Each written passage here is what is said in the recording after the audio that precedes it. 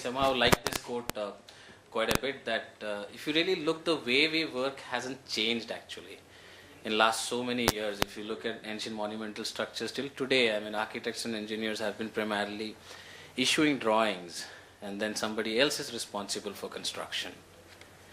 And now if you really look with this technology, we are saying sometimes people see this as a mere conversions or replacement of AutoCAD with Revit, or kind of getting 2D to 3D, but it's more than that.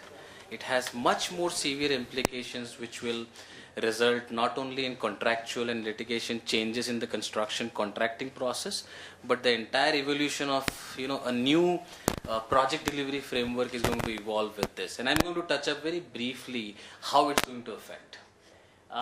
This is kind of a dynamic representation in terms of how things are changing. I was with somebody yesterday, and he told me that okay, we used to do 3D in the past also.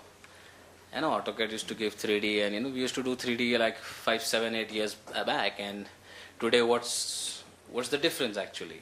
So I happen to basically explain with a very simple example that, sir, if you right click and look at any line which used to exist 7 years back, you would look at line style, thickness, color, layer, not beyond that.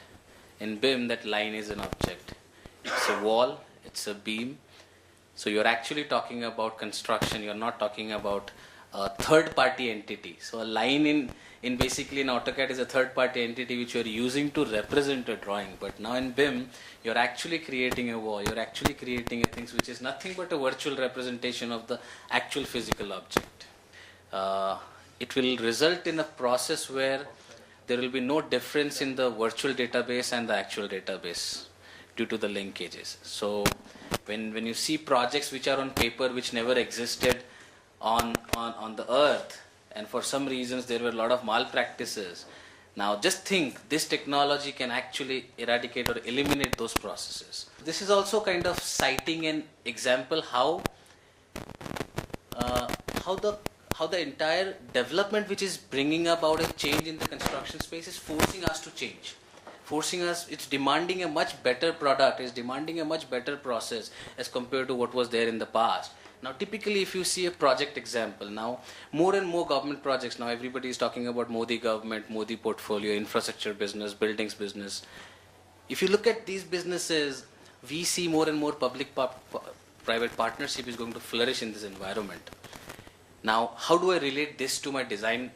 Now looking here in terms of, now everybody is aware about BIM, so I don't want to refine. I mean, if you go to Google, if you kind of put across something like BIM in the Google, you will get so much of images and definition.